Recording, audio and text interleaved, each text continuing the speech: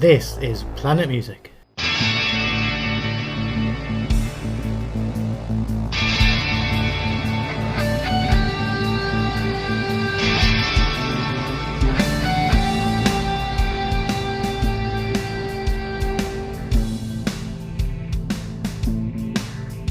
Welcome to Planet Music from the makers of Planet Marzipan. In a streaming world, we're proud to be a podcast that celebrates the art of the album. Hello, welcome to Planet Music. I'm Meza. I'm here with the usual gang, so we say hello to Craig and Mikey. and Greg. hey, it's almost like they've got an order now. Look, it's almost organised, isn't it? Yeah, don't. Anyway, Don't let's expect behave, too guys, much. because we've got a guest today. Yeah, best be. Welcome to Planet Music, Andrew Barnsley Wood. Hello, everybody.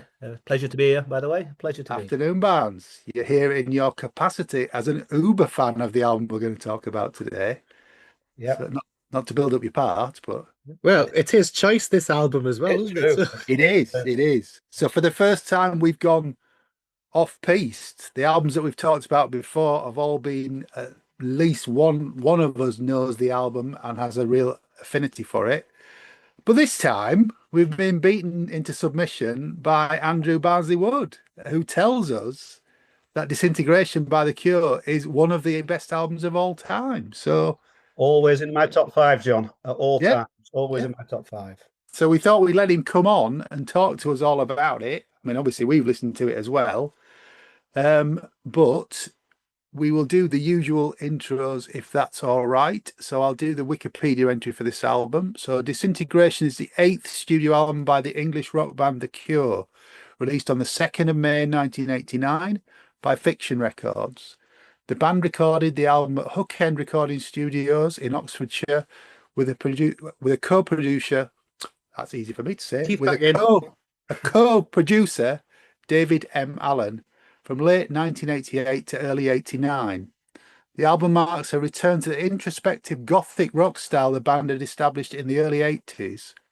As he neared the age of 30, vocalist and guitarist Robert Smith had felt increased pressure to follow up on the band's pop successes with a more enduring work. This, coupled with a distaste for the group's newfound popularity, caused Smith to lapse back into the use of hallucinogenic drugs, the effects of which had a strong influence on the production of the album. And following the completion of mixing, founding member Lol Tolhurst was fired from the band. Craig, how old were you on the 2nd of May 1989? oh, I was a ripe old age of 16. Okay. Prime target for this then. Yeah, and funnily enough, guess which band after The Cure were turfed out of Hook End Manor went in to do some stuff? Who would that be? A certain Marillion to do a certain season's end, wasn't it? Okay. Well, should we talk a little bit about the background? I mean, the Wikipedia entry does talk about some of this in depth, about where the Cure were at in 1989. I'll let you dive in. Yeah, so I'll start with my little bit of knowledge. So I think they'd gone through a transition with Kiss Me, Kiss Me, Kiss Me. It was the first one. Then they were trying to build on that and go forward into America as well and what have you. There was a couple of personnel changes. The style of the music changed slightly as well. It went into that kind of more atmospheric keyboards with the guitar playing second fiddle almost. Whereas the period that I loved, the sort of the 78 to 85 stuff, was guitar led with Robert and Lol and what have you. So it was a real transition for them. They were trying to maintain or break into America as they'd started to do with Kiss Me, Kiss Me, Kiss Me. But there was also a lot of stuff going on within the band itself. So Disintegration was probably a good title for some of it, but it was definitely a transition period. Barnes, do you want to expand on any of that? Yeah, I will, if that's okay. I would slightly broader thing. So anyone who doesn't know The Cure, which I guess everyone knows a little bit about The Cure, start off as a three-piece band. Two of them certainly met when they were 5 years old, so they were sort of great mates. And their first album, Three Imaginary Boys, the track that everyone knows, it's still a classic, is Boys Don't Cry. Every rock disco ever. And then pretty much straight after that, their sound went sort of darker. 17 Seconds and Faith are two quite dark albums. And then they went probably a step further dark, and probably up to that point, their best album was Pornography, which is dark. Yep. It's got a figurehead, 100 years. It's doom and gloom. They've reached peak doom and gloom, if you like. After which, they brought out a couple of more upbeat albums with a few hits on it. I won't say they were great hits, as in massive million sellers. They did The Top, and followed by Head on the Door. By the time it got to Head on the Door, they were really starting to get known. They were sort of selling out. They'd gone up from concert halls to some arenas, but generally concert halls. But it was at that point they started making inroads into America. But it was and you'll have heard a lot of the songs. Close to Me is from that thing, In Between Day, and that sort of stuff. And then they did, which I think is the weirdest album of the lot, which was one called Kiss Me, which was a double album. And that did amazingly well in America. It had two sort of smash hits, Feels Like Heaven, or Just Like Heaven, and something else, can't remember. But the reality is their sound had changed quite a lot. And I think this brings us into the story, really, of Robert Smith, who everyone will know as the lead singer, and the main sort of writer, and essentially the leader of the band, sort of making the decision to go into the studio and go back to their original sound, repeating what Graham said, and make a much more intense, dark, brooding, and as we'll say about a billion times probably in the next hour, melancholy piece of work. And that, I think, is the build-up. I think, and also one little bit of sort of semi-trivia. It was so keen. It was thinking that doing these big stadiums in America, and they were sort of becoming mini superstars, if you like. Robert was starting to think they were all getting a bit too big for their boots, so he sort of knocked them down, possibly a peg or two, by enforcing you're not allowed to talk to him in the studio policy, which in theory was destined or designed to, create the mood and ambience of an album recorded straight through 1988's winter. I think it must be 1988, November, December, January, February, right into that part of the midwinter bleak thing in the middle of the English countryside. Okay. And he was about to hit 30 as well, which was depressing him, wasn't it? Yeah, and I think this is my vote, but I don't know if this is true. He certainly mentioned that on numerous press conferences. I think the reality was it was more probably the indulgence in drugs, and depression, and his sort of weird relationship, or not weird, but his relationship with his fiancée at the time, and doing lots of touring, and the pressure of it all, and the sudden realization he's reaching 30. I think that was all the combination. So that would be my guesstimate of what it could be. And just to add to what you've said, Lol Tolhurst was one of the original members, and he was still in the band at this point, but he had a big problem with alcohol, didn't he? Yeah, I saw somewhere, John, that all the time they were singing the most depressing songs. Only thing Robert Smith would think about was how much he hated Tolhurst, who was supposed to be his mate. So God only knows what the atmosphere in the studio was like. But let's say probably influenced how the album was made. Let's say. I think it permeates the album, if I'm honest, but we should come on to that. Anybody else anything to say about the lead up to the album before we go on to the charts? What was in the charts at the time? So I think the whole dynamic changed as well. So if you look at what happened with the live band, they'd gone from this 3-piece. I think they became a 5-piece round about the top. Yeah, that's right. But when they were touring the States with Kiss Me, Kiss Me, Kiss Me, they had a second guitarist. They had Trent Reznor come in and do some of the shows. So this whole thing, the whole touring band became a monolith. I mean, it still is. I saw them recently, and it's such a production. But I think that then permeated through to the way the sound was maintained on the next album. So on this album. Just one more thing I might add as well, if I may, was sort of harping back to when I first heard it and things like that. When I was at sixth form, which was in 1987-ish, something like that, 86 maybe, there was like a greatest hit single, which is Staring at the Sea, which we might have all heard. And it was one of these things that played all the time, and most people either liked it or, God, what's this depressing rubbish? And I think most people fell into them two categories. And I think, to be honest, I was sort of on the cusp of either, really. I sort of pretended I liked it to be semi-cool, but in reality, for me, even that was a bit too dark at the time, let's say. So, I mean, we'll talk about it a bit more, but is this the album that really got you into The Cure then? Well, yes, it is really. But I mean, this is everything from this album. Yeah, it is totally. In fact, it was when I first heard this album. I was on a long haul flight actually, going on holiday with some mates, and the old classic. I packed my bags and left all my cassettes in my suitcase on the plane. So I borrowed a cassette off one of my traveling mates, and listened to it non-stop for 16 hours. And by the time I got to Singapore, it was like entrenched in my brain forever. And there you go. And that's part of it, I guess. Okay. Oh, so you heard the long version first off then? Well, it was a cassette, so I didn't really know where side one ended and where side. Yeah. So I've always probably got it wrong. I've always considered the end of side two to be probably a different place to actually where it was, and it was just like a homemade cassette, home okay. killing music and all that. Mikey, what was going on in the charts at the time? At the time, right, well, quite interestingly, though, the album spent in a solid run 23 weeks there, which is pretty impressive. Got to number 3, which I believe to this date is still their highest chart entry in the UK. Not quite, Mike. Sorry to interrupt if I may. Their previous album got to number 1. The one that came out last year got to number 1. Oh, right. And that was their first ever number 1, to my knowledge. Well, that's fantastic. Yeah. But to that date, it was their highest chart entry. So, in the top 20, I'll just give you a very, very basic overrun.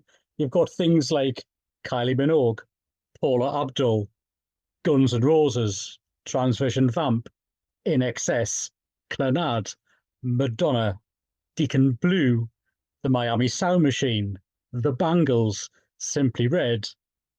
Top 5, Holly Johnson's Blast, Fine Young Cannibals, The Raw and the Coot at number 4, Disintegration by The Cure at number 3, 10 Good Reasons by Jason Donovan at number 2, and the number 1 slot was held by Simple Minds with Street Fighting Years. Oh, cracking out. So quite an eclectic chart, again. That chart is full of absolutely morose and depressing albums. Well, Apart from the one at number 3. yeah. I mean, it's unlike anything else that was around at the time, isn't it, really? They kind of always were. Even when you compare them to the goth bands, they weren't like, if you think of Susie or The Mission or Sisters of Mercy or anything that was considered goth, The Cure always had something different. Well, it's funny you should mention Susie, because I'm going to mention Budgie a bit later on, because there's one of the tracks on it. It sounds like he's all over it, but yeah. But Robert Smith, no matter what, even though with his massive pop sensibilities, is the king of the goths. You can't say he's not blessed. And he played guitar with Susie for a while as well. Yeah. Yeah, they were quite successful in straddling both lanes, or weren't they? I mean, my overriding memory of The Cure would probably be Boys Don't Cry, Love Cats, the typical ones. But Close to Me was the one that really, really stuck in my head since I was, of a young age. And it was that video of them in the wardrobe falling into the sea and playing on hair combs and stuff. Yeah. I thought that was just so bizarre. But I mean, I probably didn't even know what goth was back then. But I had a really good friend in school who was quite heavily goth, and she loved The Cure. And again, it was one of them things that I didn't quite get into, because our school was very compartmentalized. You weren't to like a certain thing unless you were a certain thing or looked a certain way. Very much like when I discussed the thing about Simple Minds, that was the trendies thing. Well, it's And tribe, isn't it? It's tribe. Definitely. There was a lot of that going on in our school. So it was like I was aware of them and I liked them, but I really didn't get into them probably as much as I could have allowed myself to. And listening to this has been a bit of a revelation. For me too. I mean, I to me, The Cure of 17 Seconds, I think A Forest is just amazing. Brilliant. Yeah. But I kind of drifted massively away from The Cure. It wasn't aimed at me, and we shall talk about that a bit more, I think, very shortly, I'm sure. Giddy. Okay. Shall we get stuck into the album? Yeah, I think we should. Yeah, I think before you go through your tracks, though, John, if I again, I read a thing which I wasn't aware of, but at the time, Robert was sort of getting into doing soundtracks for films and things like that, or trying to get into sort of soundtracky sort of stuff. And apparently, he was asked to do the soundtrack to Edward Scissorhands.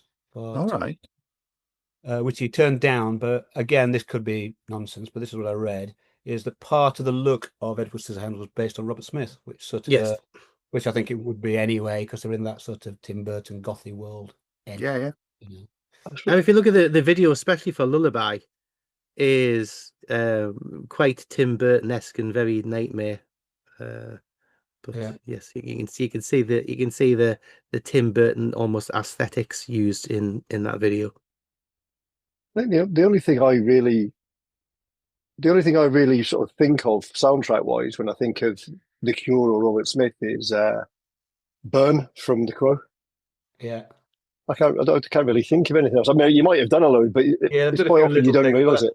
That was their breaks. Their essentially only real sort of proper venture into it. I think they've done a little bits here and there, but that was the real thing. So I think And again, not on an album. Yeah. But it's funny if you look at Plain Song, the first song on the album is very atmospheric, and it could be something that was part of the soundtrack. Absolutely, yeah. Possibly, quite possibly. It's worth saying that the album was originally on vinyl, a 10-track album, and cassette and CDs were 12 tracks. So, but we will go through the full 12-track album if that's all right. Do you think this is more one for you historians? 1989, were we coming to the end of the vinyl era anyway? Would you say The start of it, yeah, the start of Yeah. the end. I mean, Yeah. I would have said even at that time the definitive one was probably the CD. Would you say, or is it? Yeah. Yes. Cassette was still strong selling at that time, I think, wasn't it? I don't know. I mean, I think the end of '89, that Christmas of '89, was where it was really changing over to CD. Yeah, you'll see a lot more bands around that time. You know, Fish, Marillion, Bee Gees, all of their releases straddling 89 to 90 had bonus tracks on the CD, which weren't necessarily just and tagged on at the end, this is your bonus track. They were actually part of the sequence of the album. Yeah. And Removed from the things vinyl. were omitted from the vinyl because it didn't fit. yeah, And that was it. I think the artists were playing to you can get 74 minutes of music on a CD. We're going to fill it. I don't think they pushed to 74 minutes. In No, fact, they were made. They Initially, should not come in initially. about an hour, wouldn't they? Yeah. like 50 minutes to 55 minutes. You know, I mean, your days was of the song. 35, 40-minute albums had gone, I think, at that point. But I mean, this album on CD runs for 71 minutes and 45 seconds. Yeah. And the vinyl, even on its original print, had to run to 61 minutes. So I believe, not that I've heard it, but I would imagine that the original pressings of this album on one disc They would are, have yeah. sounded fantastic. Obviously, since 2010, they've been reissued on double vinyl, and Yeah. you know all the tracks are there, and they've probably got the audio quality that they needed. But yeah, nearly 72 minutes. That's a lot of music to get through. It is. So let's start. Let's start with the first track. I'm going to come to Barnes first on all of these. So the first track is Plain Song. Right. So I think just before I start, if I may, I said to John, I wouldn't call this prog rock because it isn't, but I would definitely call this album a concept album. I would definitely. Definitely. There's a concept that runs right through from start to finish.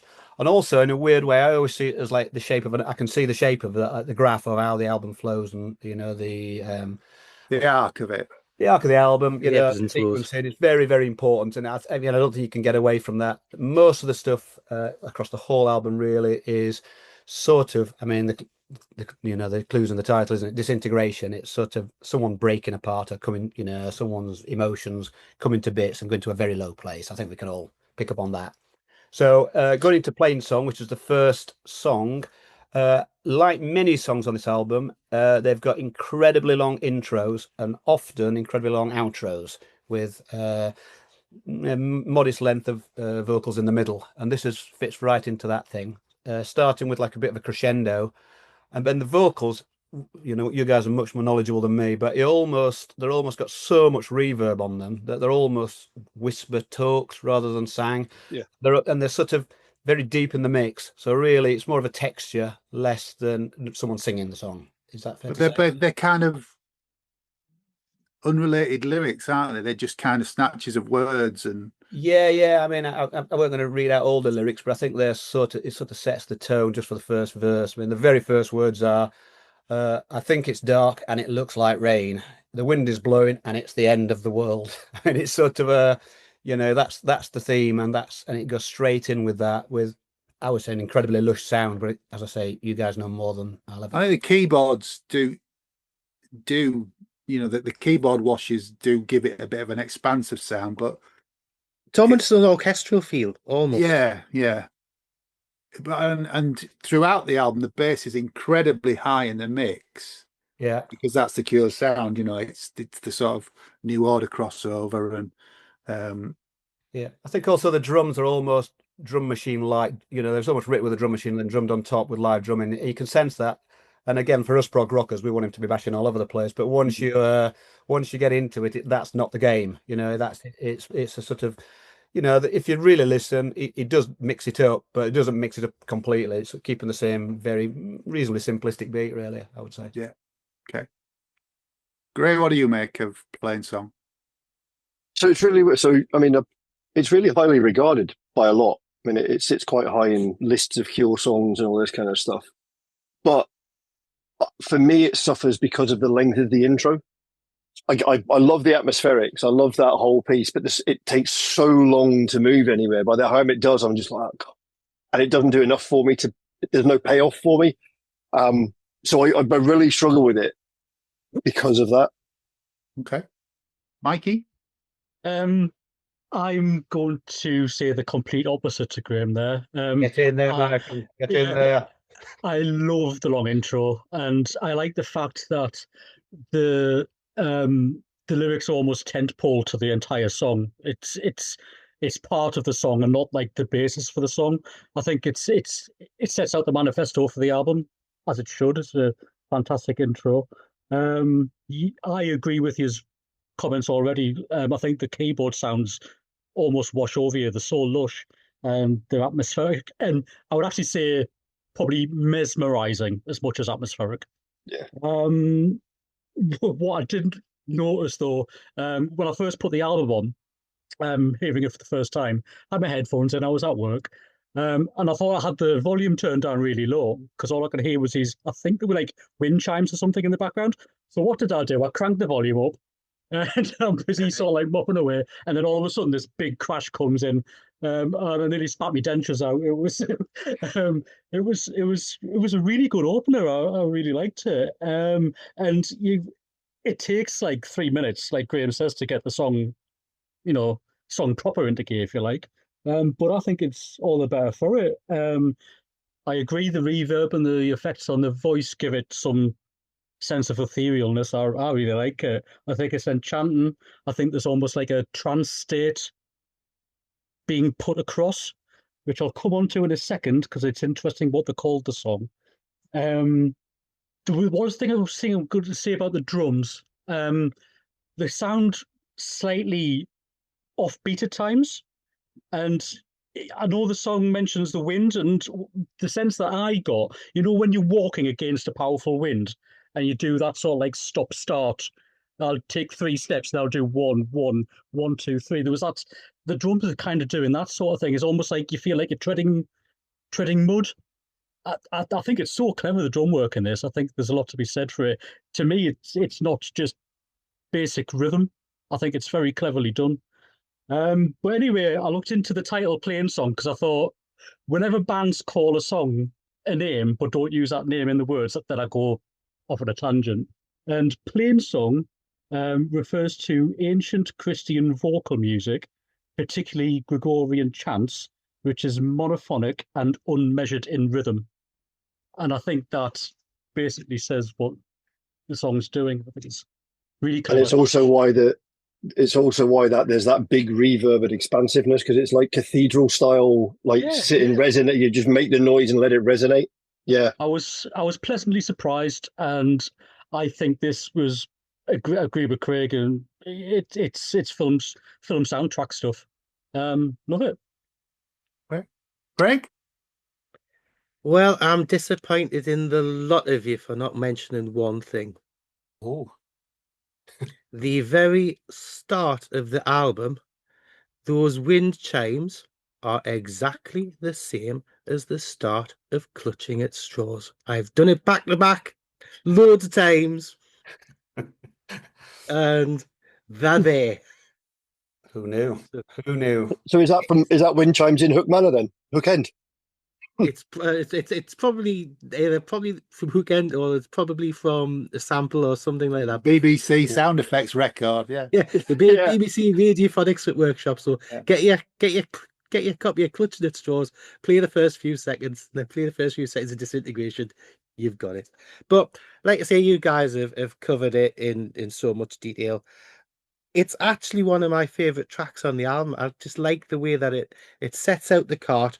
You know, I love my atmospheric songs and my atmospheric music, and it goes somewhere as well. So I think like Mikey says, well, it lays the cards on the table for what the album is going to be, and yeah, go for it. Okay. I'm probably going to disagree with a few of you. It's a really muddy sound. I think the vocals being so low in the mix, the rhythm section isn't together because the bass and the drums are doing completely different things.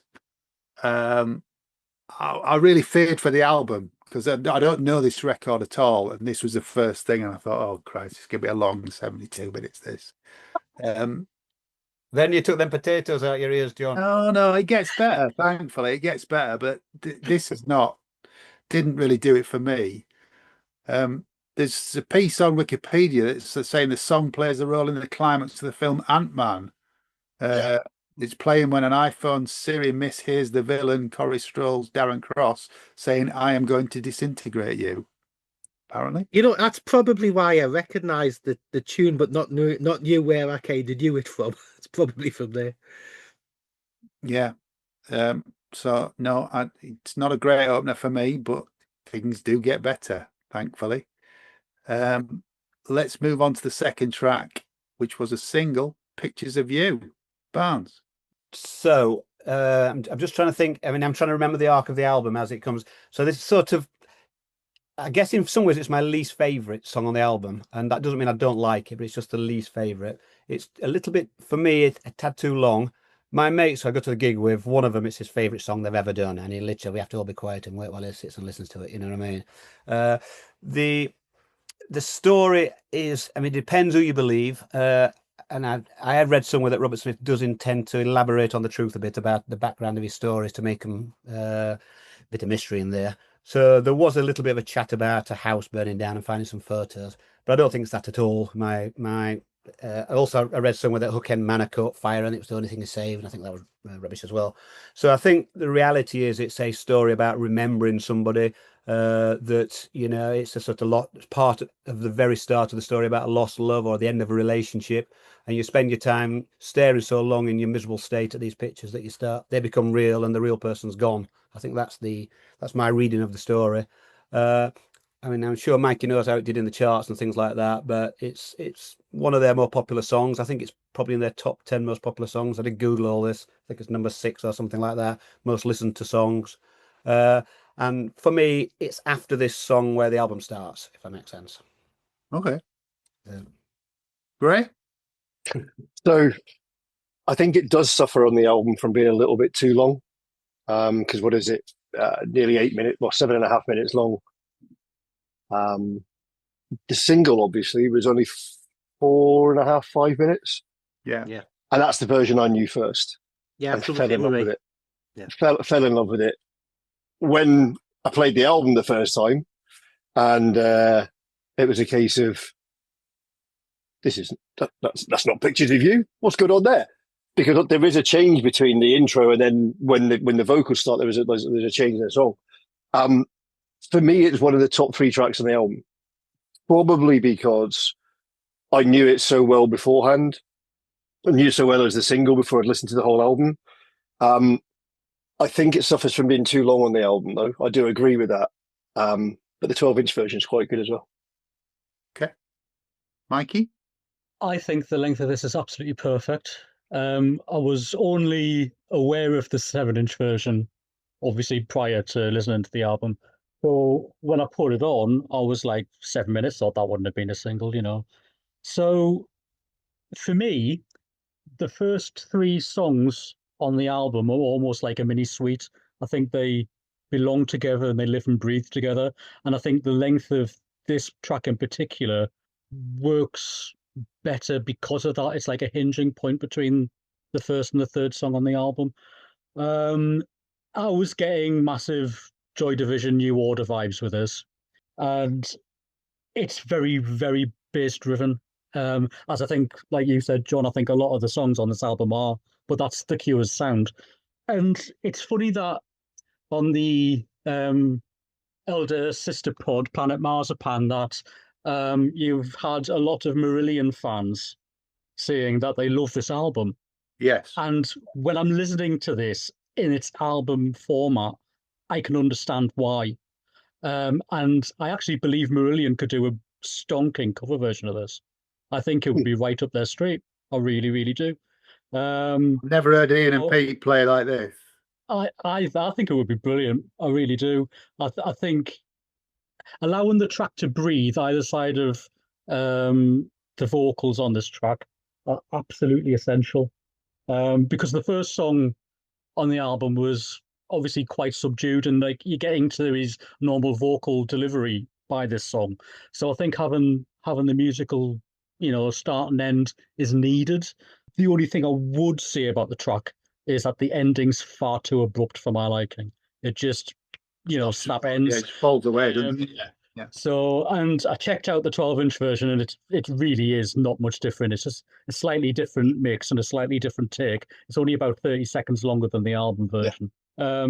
Because after listening to this, I've down a rabbit hole into the follow-up album mixed up. This is quite interesting that they follow quite a dark album, and then Mr. Smith sort of then goes, I'm going to curate an album full of remixes. Yeah. I think it was probably essential at the time. But anyway, I'm going off on a tangent. I think it's perfect. Leave it as it is. Thank you very much. Okay. Greg? This is one of the songs that I was quite familiar with, the single edit version, being played quite a lot on radio and you've MTVs and VH1s. The singles of this did really well. I like it.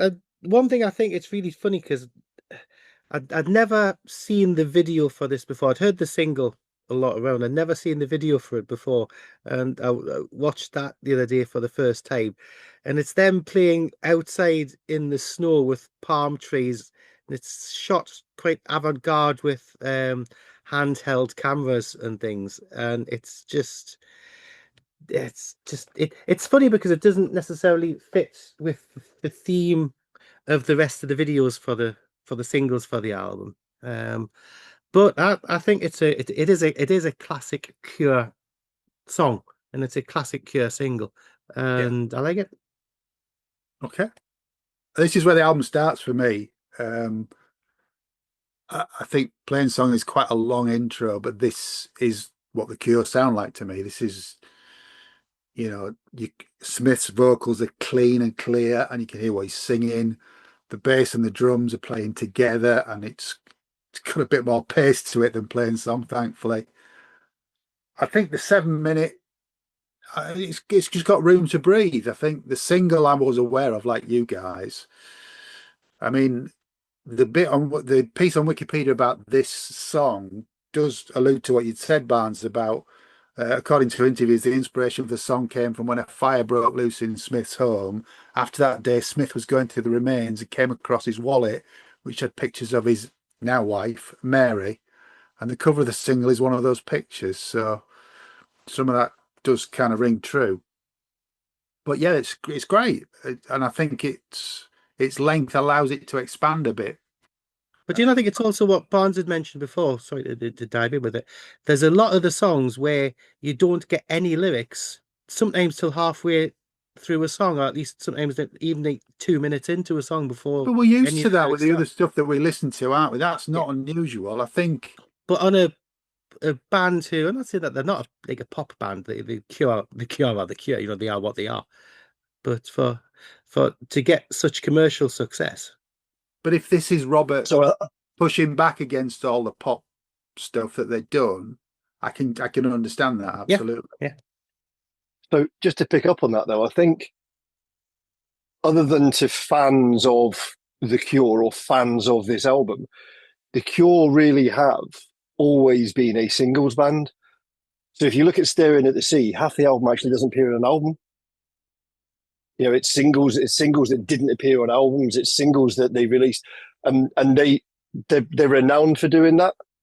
So it's almost as if they had stuff. I don't think you can say that when the previous album was a double, can you? They clearly are an album. But so Staring at the Sea was the album before Kiss Me, Kiss Me. So so if you look at what happened before, it was all about singles. They released stuff in between albums, all that kind of stuff, and then there was a sea change. I don't think Love Cats was on one of their albums, and I don't. No, it wasn't. Love Cats wasn't on an album. Yeah, there's a couple of others like on that sort of level that never made it onto an album. Yeah, as you rightly said. You know, I mean, I always see them as an album band because I listen to albums. I don't listen to singles so much. So you see it through different eyes, I guess, don't you? You know. Plus, if they're not an albums band, how have they got on here? Well, exactly, John. And interestingly, the single actually only got to number 24.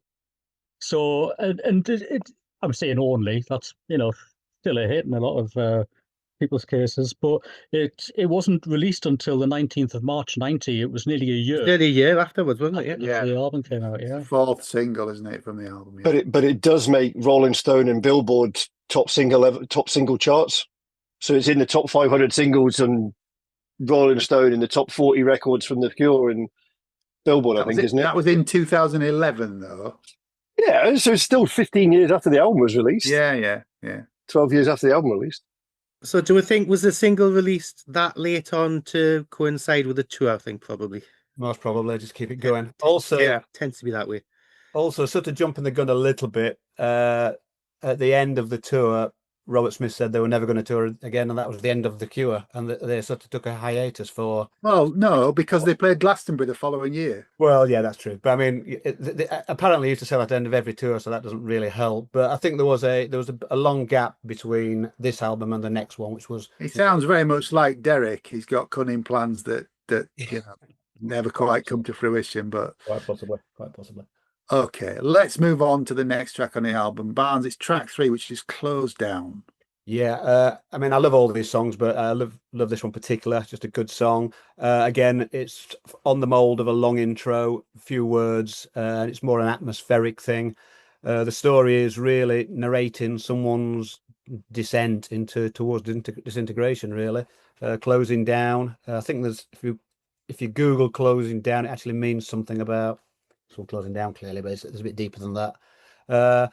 Yeah, I mean, I just love the sound of it. I think it fits in perfectly between the two most upbeat songs on the album, really, and sort of brings it down and sort of helps to flow the album for me. I think it's I can't say enough about it. I think it's an absolutely fantastic song. It's certainly shorter than what's preceded it. It's only about... and it's very simple. There's not a lot to it. Again, I've got the lyrics here, and it's a couple of words from the lyrics, but you get the gist of it very quickly. It's it might take me a second to find it, but it's like, closing down, I'm going out of time. It's that's the sort of the essence of it all, really. Does that make sense? Here we go. I'm running out of time. I'm running out of time. I'm out of step. I'm closing down. Never sleep for wanting hours. The empty hours of greed, etc., etc. And it's and then there's only 4 more lines, and that's all the lyrics to the song. So there you go. Okay, Gray.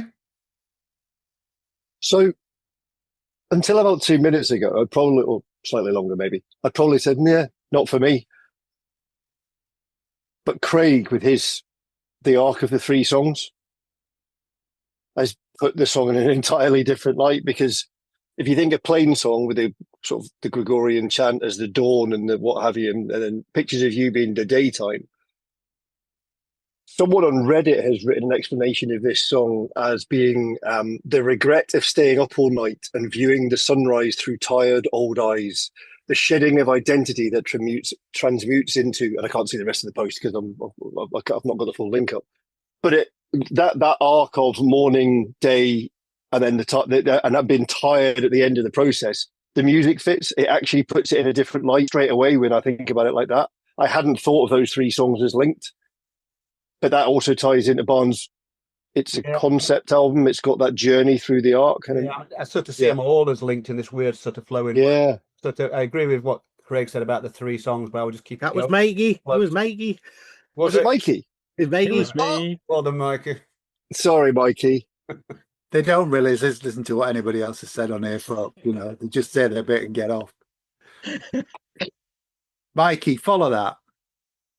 As being the last part of the 3-part suite that I said that the album was. That's a great concept. Who came up with that? Come up with that. I think it just closes those 3 perfectly. What I really like about it is the heavy drums throughout it. I think it's almost This tribal. is the track that reminds me of Budgie from the Banshees. Yeah.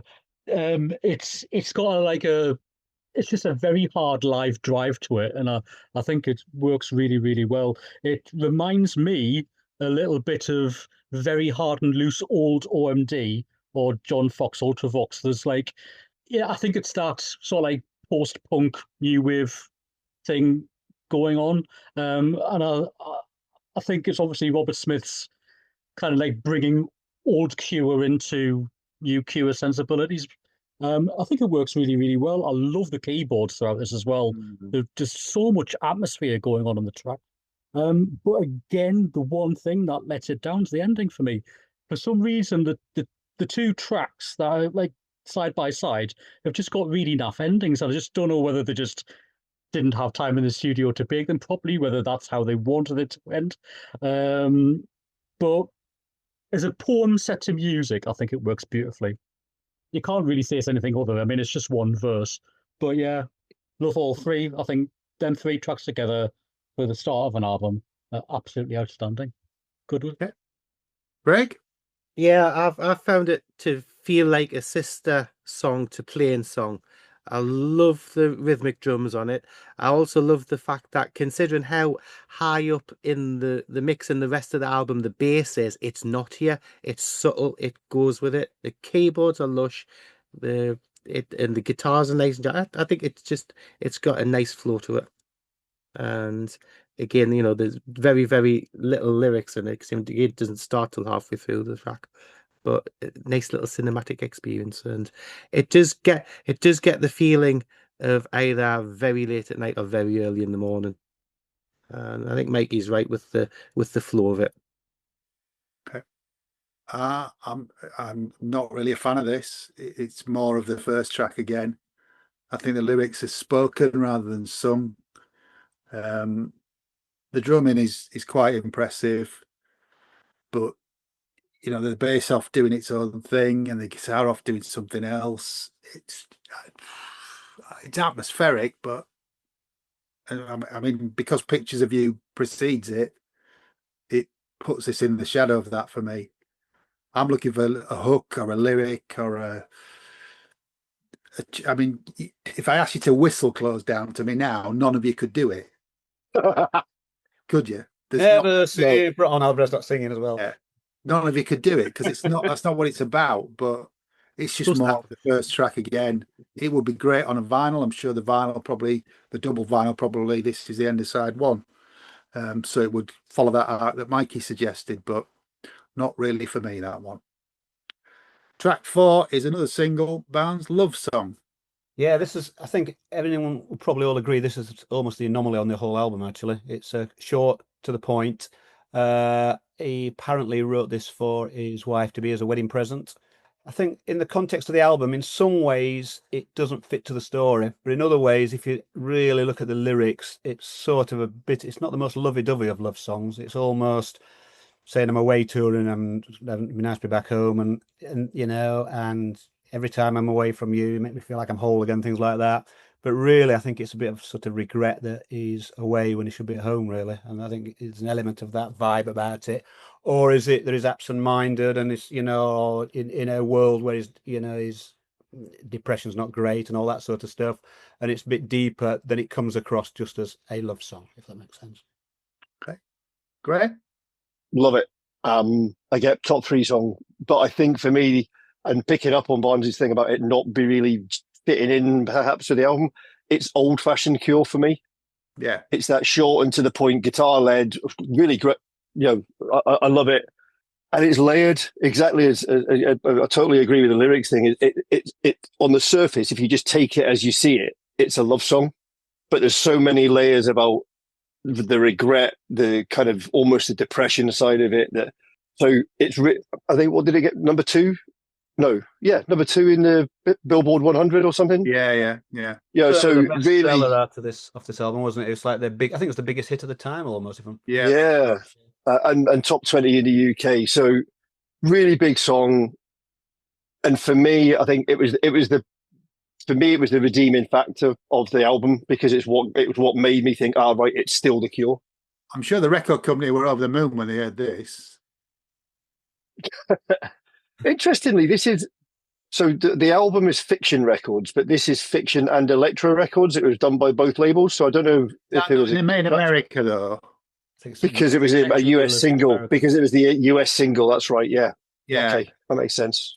I think Fiction over here are part of Phonogram. I might be wrong. Yeah. Okay. Mikey? Yeah, this got to number 18, as it happens. And In the UK? In the UK, sorry, yes. As much as I like the fact that this song changes the pace and the feel of the album, I feel that the concept, if you like, is a little bit thrown away. Because there's themes of like water running throughout this whole album. And this seems to get passed by. That being said, had the extended version been put on, which runs at about 6 minutes 20 and is far superior to the single version, I think it would have worked better. Where is it extended? Is it like an instrumental? It's just instrumental pieces either side. And to me, I think the album version just runs a little too short. I think it's a much needed part of it that you've got a very unmistakable melody going on in this track, haven't you? That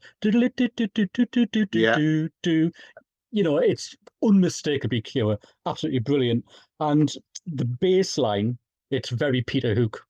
I don't care what anybody says, it's a very... But it's not as prominent as the bass in some of the other tracks, is it? That's right. But it's a different feel. And I think after the first 3 tracks, it's needed.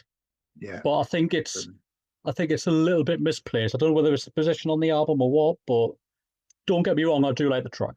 I just think it's a little misplaced. Okay. Craig?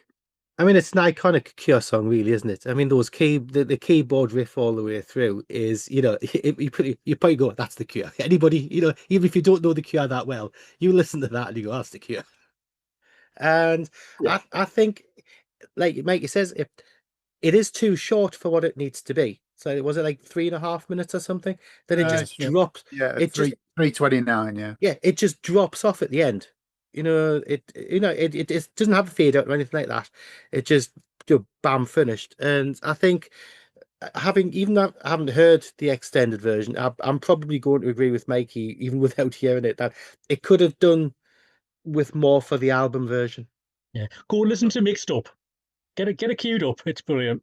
Yeah, but it's funny because watching the video for the single as well, it's another dark and creepy. This one seems like it was shot on the Planet Hell stage on Star Trek Next Generation and Deep Space Nine Voyager.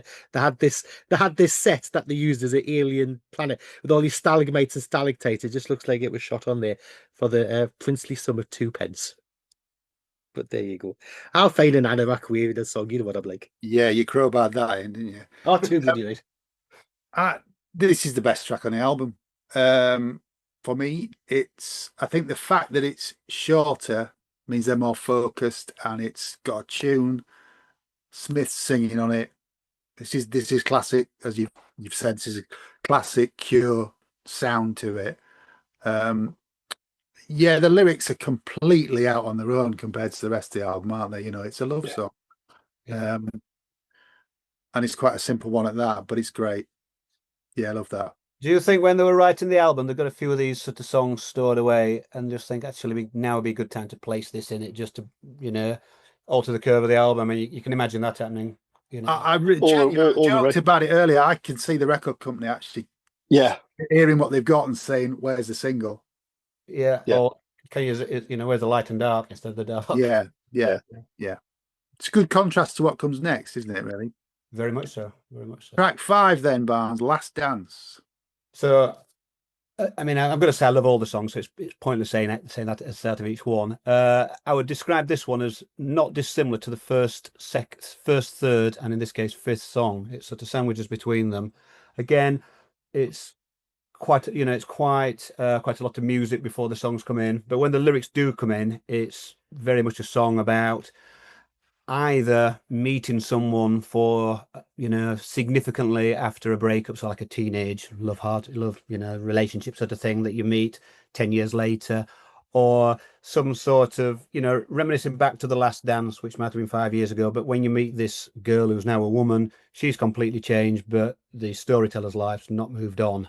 And sort of they're going on with theirs, and I think is in a self-loathing sort of way, is sort of thinking they've moved on with their life and I'm not really, nothing's improving in the nicest way. I think that's how I would quite badly describe it, if that makes sense. Okay, Gray.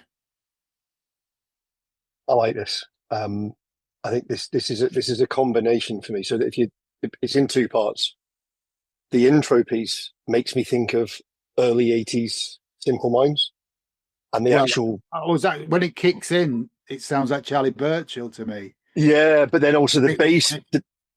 So when it kicks in, you've got Charlie Burchill, but when the bass turns from that kind of do do do do do do do do to the sort of growling, driven riff bit, yeah, it's more New Order, I think, than at the beginning's New Order to me. But yeah, when the song kicks in, it's sort of for me, it's things that I like mashed together, which means that where I've complained about the length of previous things or the instrumental bits of previous, to me, this flicked a switch. I like this because it made me think of other stuff that I liked.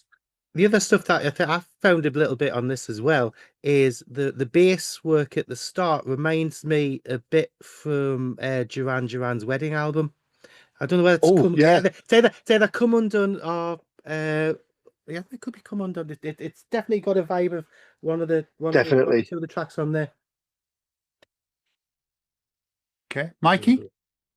Well, I was just going to pick up on that, Craig, because as I was going to say, like, there has been a couple of tracks that I've listened to this and I thought Duran Duran could have done this. Yeah, it obviously, we're talking like early Duran Duran again. Yeah, the more guitar-y kind of. Yeah, but again, it's all that post-punk, new wave romantics kind of. It was a big melting pot, and I think you can see where a lot of bands were like kind of picking up sounds, carrying them on, and riffing off each other. I love this song. I would say it's number 3 in my top 3 on the album, and I think it's an absolute travesty. This taken off the vinyl edition. I can't disagree with anything that's been said, and I agree with you, Barnes. When I was listening to the lyrics, I really got that thing where you see somebody that you haven't seen in, like, I don't know, 20 years or something, and you go, I kissed you once and now look at you, and I don't know, I wasn't getting the I'm with an old thing, but I was getting the hanging for things that were, I think the thing is with Robert Smith's writing is he's almost writing a midlife crisis 20 years too early. But if I'd listened to this album when it came out, I probably wouldn't have got it at all. I think listening to it at the age I am now, I 100% get it, and I can, the themes and what have you, I can pick up on and understand. And I don't think I would have been that at the age of, well, I would have been 15 at the time. And I certainly wasn't a goth, so I wouldn't have got it at all, But yeah, I think the drum work, the keyboard work, the guitar work, it's another very filmic piece. And it is, to me, it's carrying those themes through from the first 3 tracks. I think it's, again, it's that, the arc and the ups and downs of the light and shade of the album. I think it works really well after Love Song as well. Okay. So yeah, top 3 for me. Great. Craig? Yeah, I think it's interesting. I don't think it's musically, it sounds like what you would think of as a traditional Cure song. I think it's got influences all over the place. Lyrically, I think you're right, the midlife crisis thing. The only thing I would say with this is, I mean, I've had conversations with John a lot. My if I'm going to say I've got a problem with The Cure at all, it's with his vocals. I've never. It's a bit like me and the Smiths. I've never got on with Morrissey's vocals, and I find with The Cure, Robert Smith's vocals to me sometimes they work in a lot of songs, but sometimes they don't work for me. And when he's a bit mopey and a bit like that, I get where he's coming from, but it's not quite my bag. But I think musically this track's interesting. Yeah. This is the big discovery on the album for me. I think this is the first track where everyone's moving in the same direction. It's a proper band track. I think the lyrics are brilliant, absolutely brilliant. They do, you know, it kind of feeds into what we're talking about at the beginning of the conversation. He's turning 30, he's feeling older, and he's looking back on his youth and going out drinking, meeting somebody, kissing them. I think the motif of the comparing the woman to only a girl, which is repeated 3 times in the lyrics, is really clever and really evocative of that feeling of things aren't like they were when we were young. We've changed. Life has changed. But I think it's a brilliant track. It really is. It's not a single. I think Smith, as Craig just said, sometimes I think Robert Smith's got 3 ways of singing: mumbling, talking, and singing. And thankfully on this track he's singing. I think it's great. Really good. And I think it also hits us. There's a few artists and a few of us ourselves. Hitting 30 was a big thing. We've all gone past like 40 and 50 since, and I never had an issue going past 40 and 50. But 30, by God, 30 was depressing. Sorry, 40, 50 and 60 and 70, John. Yeah, thank you. 70 indeed. I was trying to be nice. No, I feel 70 at the minute. It's all right. You don't look a day over 35. Yeah, you need to get your Switch screen clean, mate. Plus tax. Let's move on. Track 6 is Lullaby. Barnes. Right. I know you said Robert Smith's got 3 ways of singing. He starts this one with a whisper, so that's probably the 4th way. It's talking though, isn't it? Yeah. Yeah, maybe. Yeah, okay, we'll go for 4. Yeah. I'm sure if you got your headphones on, you would have heard him whisper, "I spy with my little eye," something beginning with S. I don't know if you picked up on that. But then, if you took this on absolute face value, you start thinking, well, it's a song about a spider. What's he singing about? But clearly, it's much deeper than that. It's supposedly, if from my research, and again, I don't know how much of this is true and how much this is made up. Apparently, he had a relative, an uncle or something, that used to tell him good night stories, which were always scary, and then he got to bed and wasn't able to sleep. So I don't know. I believe it was his father. His father, was it? Yeah. Okay. No, it was his uncle Robert. Same name. Okay, so there's that backstory, but I think the real story is really, it's a song about insomnia. I think it's harping back to depression and all that sort of part of the world, over drug induced, God knows what. And the real story is you go to bed at night, and then at night you either can't sleep, or when you do sleep, you're waking up in a sort of cold sweat, that's it. And it's, what's it called? Hilariously called Lullaby. There's nothing really lullaby about it in the slightest. But there you go. And before I sign off on this, the other bit, I'm sure one of you are probably going to pick up it anyway, is the video. And I've sort of held back talking about the videos anyway, but they almost always used a chap called Tim Pope. He's one of their mates. And without name dropping too much, I've met the guy a couple of times, and jolly nice guy he is too. But this one, I think is the best video, definitely. This is where the money was spent. I think it looks great. That said, I don't think any of the videos suit the album. They suit the single. So it's great for MTV. Yeah. For this is the single, this is the video. None of them really. I mean, I just look at the album cover, and that's the image for me. I just like do it all through the album cover, and the videos really are sort of completely outside that, if that makes sense.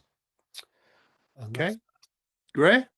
This for me is my favourite song on the album. It's just the way the music's done. That stop start.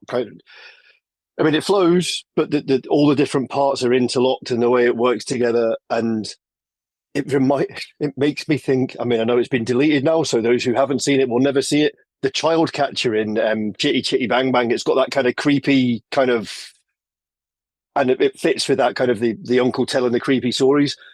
But it's not a song; it's a poem. I mean, if you read the lyrics, it's so well done. It's a poem set to music. I mean, on candy striped legs, the Spider-Man comes softly through the shadow of the evening sun, stealing past the windows of the blissfully dead, looking for the victim shivering in bed.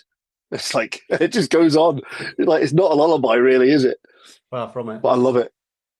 Okay. Mikey? Yeah, I was going to say Tim Burton meets Hans Christian Andersen. Yeah. Again, this is unmistakable Cure at its best. I mean, the opening bass lines and the riffs and everything that carry throughout this song are just sublime. They really are. And I love the fact that you've got those whispering vocals at the beginning and end. The last line I thought was brilliant, which is, come into my parlour, said the spider to the fly, I have a little something here. It's insidious. I think it's wonderful. I don't know whether it's real violin or synthesized violins, but they sound beautiful. Sounds like keyboards to me. Yeah. Yeah, and the pizzicato sounds. It's chilling, but it gives you that sense of claustrophobia, and as it was portrayed by Tim Pope in the film. I mean, Robert Smith's like rigid in bed. He can't move he can't even move his head, you know. And it's that sort of like fever dream kind of state. And I think that comes across in the music quite well. One of the things I was going to mention, I did read up about the thing about his uncle telling him the lovely bedtime stories. I mean, to be fair, the Wikipedia entry does say it's his father. Oh, yeah. Right. It says the premise of the song came to Smith after remembering lullabies his father would sing him when he could not sleep. My father would always make them up. They always had a horrible ending. There would be something like, sleep now, pretty baby, or you won't wake at all. Wowzers. What's the telephone number for child services? Esther. Yeah, the thing I was going to mention was the whole spider thing, because if you've ever been on opiates, whether that be recreational or in hospital, there is a thing that you have where you see black things. And I remember being quite heavily sedated in hospital. And I remember saying to the nurses, I can see spiders in the corner of the room. And they were like everywhere. And she says, oh, don't worry about it. That's the morphine. And she says it's very, very common. So I was wondering if that had some play in the song or whether it's just pure coincidence. I think almost certainly, I would say. That's how it made me feel. It gave me that morphine, fear, sweat, dream state feeling. Listen to this. I think it's wonderful. Absolutely wonderful. And quite rightly, the highest chart position in the UK. It is, yeah. Five got to, in April of '89. Cool. Greg?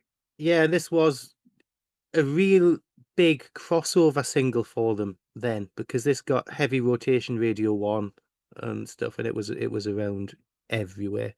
And I think, you know, it is a classic, iconic Cure single, and I think it probably got a lot of fans into them at that time.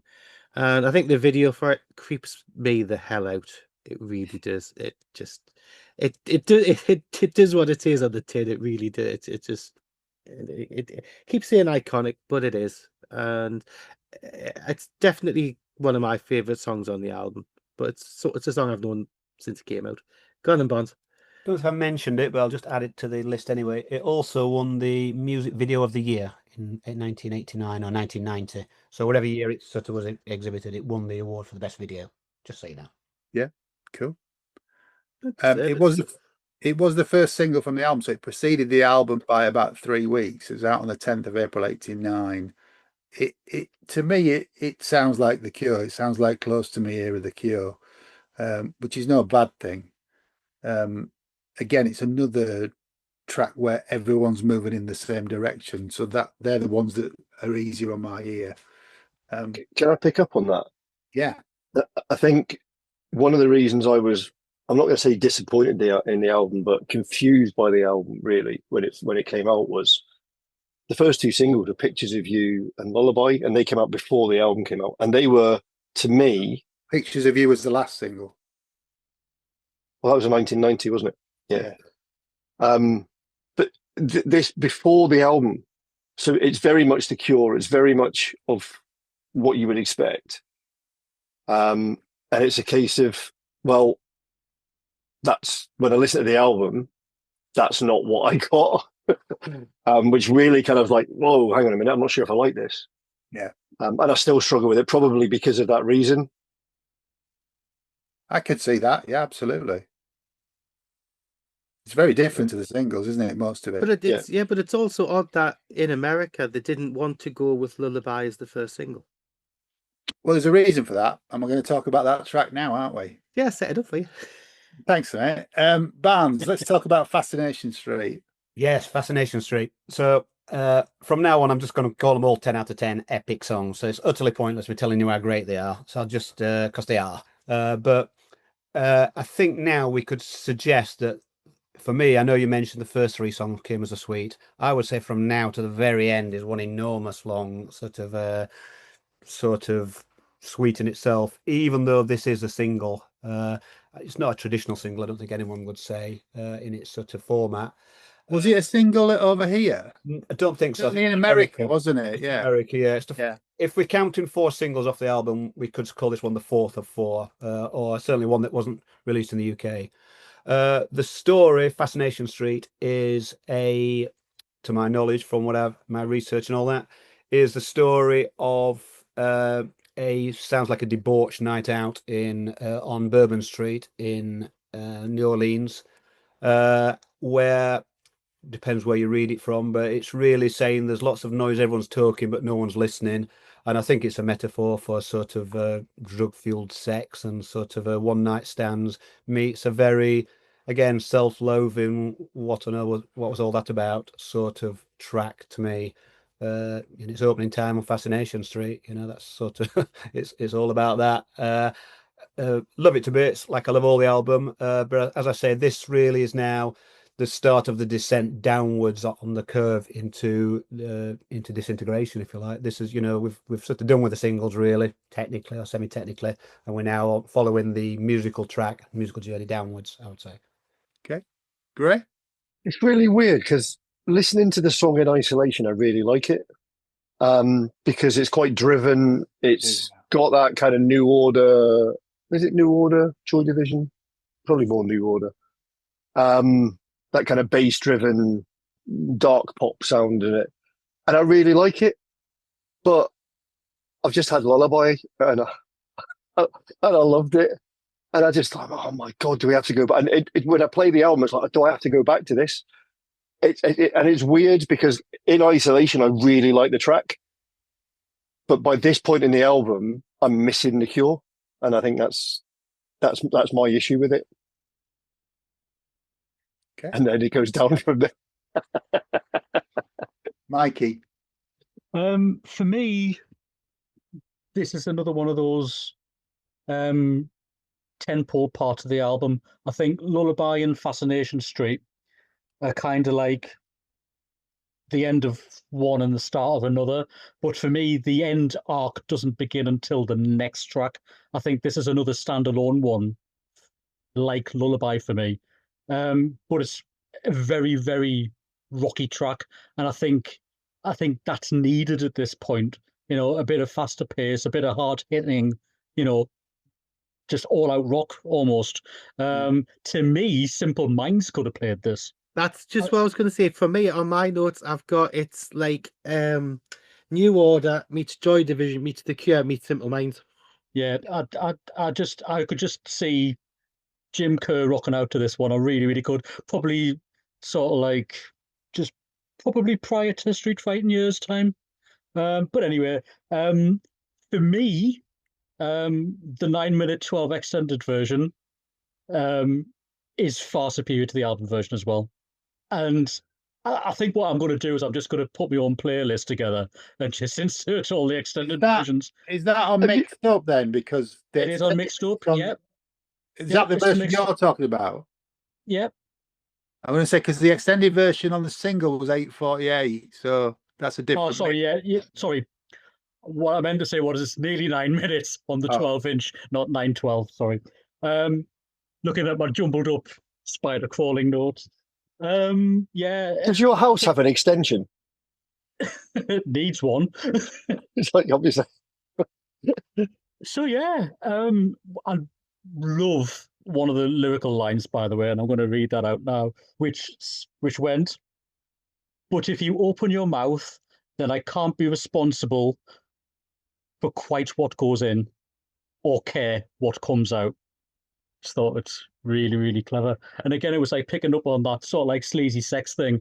It's like, I don't want to like put it out too bluntly, but if you're going to be having sex with a hooker, you don't want to listen to what they've got to say. You're just going to do the deed and then bugger off, you know.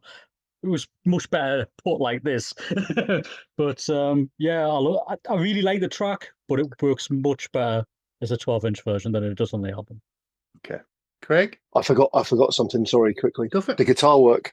Sorry, quickly. The guitar work that Robert Smith does on this is very similar to the kind of work he did with Susan the Banshees. Yeah. The sound and the way he worked. Sorry, that was just yeah. Yes, because he did used to cheat on them with them, didn't he? He did, yeah. Yeah. Who'd have two jobs? This, I think, was a very curious choice for the lead single in America. I can almost guess why they went with it being a bit more guitar driven and having a different feel to it. I'm with Mikey completely with the whole sleazy aspect and everything with it. It's not one of my favorite tracks on the album, I have to say, but I can appreciate it, and it's odd because I've dug out the video for it, and it's just a live in performance with a blue background, just done on the cheap, just to get a video out there for the release for America. But yeah, it's interesting, and it doesn't sound that Cure like compared to the rest of the album, but I suppose it horses for courses. I think it's the most live sounding track we've had so far for me. A band song. Yeah, well, another band song, because there's been 2 or 3 before this, I think, but this is, yeah, it's going to be difficult what I say because I know how much this last part of the album means to bands, but it's some relief before the descent. Is that would that be fair? I think melancholy is the word you're looking for, John. Is it? It's not about collies, no. Yeah, I like this. It's good. Or melons. It's good. Come on then, Barnes. Where are we going from here? I haven't got my track list. Sorry. Prayers for Rain. Next one's Prayers for Rain. Prayers for Rain, yeah. So as John rightly said, Catelli loves these songs. We're now descending downwards towards the title track. So there's 2 tracks before that, and this is where it really starts to get dark. It's waiting for the rain, I guess, or praying for the rain. I guess that's a metaphor for, if you're a farmer and your crops are withering, you pray for the rain. But this is clearly not about that. So it's really praying for escape from this, descent and sort of self-loathing, really. And yeah, I mean, I just absolutely love this song and the next one as well, which clearly we'll come on to. We're no longer anything like a singles band at all. It's very much soundtrack meets almost prog rocky, not in its music playing, but in its storytelling suite of long songs. They could almost be all stuck together into one long song for me. It could be Duke's Travels in a similar way, really. No, sorry, no. It's got nothing to do with Duke's I've been waiting on that response. Nothing. Like a darker version, perhaps, of Duke's Travels. Yeah, just a bit. Yeah. So undeniably taking a downward spiral. And also, I know it sounds like it's clearly a miserable album. It's clearly, but I don't think that means listening to it's a miserable experience at all. I've listened to it so many times. I think it's sort of joyous how brilliant the album is. Not partly because I like it, but partly because it's so dark and so low and so bass driven and heavy. I'm sorry to interrupt. I was talking to Craig about this album this morning. Yeah. And I would imagine that this is what Brave sounds like to somebody who's not a Marillion fan. Yeah. It's a bit, on first listen, it's quite impenetrable. Yeah. And it just goes on. It most certainly does. Yeah. But if you live with it, I've played it a good few times now, and shafts of light start to appear, and hooks that you didn't get on the first few playthroughs start to come out. Yeah, I think it's exactly that. I imagine sort of listening to it in a, like if it's Brave, you listen to it in the dark, but this is listening to it in a sort of cheap flat when there's sort of a mold on the sort of side of the flat. bed set. Outside, middle of November, freezing cold, and you can't afford to put the heating on, and you're falling out with your girlfriend, sort of thing, and lost your job. Let's put something to cheer us up on. That's the angle we're going at, guys. It's a basement bed set album. Yeah, totally. Can't afford the rent. That's the game. That's where we're at. Oh, Go on, Greg. yeah. You're right about the cracks of light. And I've never listened to this with a critical ear. I've just listened to it as a Cure album and enjoyed the bits that I like and sort of tried to ignore the bits that I don't. I've done a lot more listening to this since we decided we were going to do it. And I hear, like I said, we've mentioned Simple Minds, we've mentioned New Order and Susie and the Banshees, and we've mentioned those. Weirdly, this one makes me think, if not vocals, because it's completely Fields of the Nephilim. It's got that Fields of the Nephilim, that driven bass, that overdriven everything. It's like, and I love Fields of the Nephilim. So I'm listening because I'm trying to force myself to listen with an open mind rather than the decisions I'd made when I first heard it. I'm hearing more and enjoying it, but I do wonder. So a lot of people say that this is about his fear of 30. This is the manifestation of him getting old. It's terrifying, but I do wonder if it's perhaps a reaction to drugs or the fear of something, because you fracture me, your hands on me, a touch so plain, so stale it kills. You strangle me, entangle me in hopelessness and prayers for rain. Yeah, it's a bit heavy for a 30th birthday, isn't it? Well, I was going to say, fuck me, it's a depressing lyric, but it works. It really does. Okay, Mikey. This is hands down my favorite track on the album. And interestingly, if you had the cassette, this would have been the first track of side 2. Yeah. So it as Barnes said, I think the rest of the album plays out as a suite of music and themes. And interestingly, you've got that rain-water metaphor thing going on again. I think it sounds wonderful. It sounds desolate. It sounds claustrophobic, and it's all the better for it.